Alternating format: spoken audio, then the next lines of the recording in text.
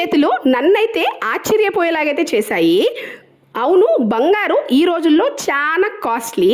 కానీ మనము మన పిల్లలకి నేర్పించే వాల్యూస్, వాళ్ళు స్కూల్లో నేర్చుకుంటున్న వాల్యూస్ అంతకన్నా కాస్ట్లీ అండ్ ప్రైజ్లెస్. ఎందుకు ఇలా అంటున్నానంటే, నిన్న మధ్యాహ్నం మా అబ్బాయికి లంచ్ టైంలో వాడి కమ్మ ఊడిపోయి వాడు ఒళ్ళో పడితే వాడికి ఎవరికి ఇవ్వాలో అర్థం కాక వాడు దాన్ని వాళ్ళ ఫ్రెండ్కి అయితే ఇచ్చాడు, వాళ్ళ క్లాస్మేట్కి.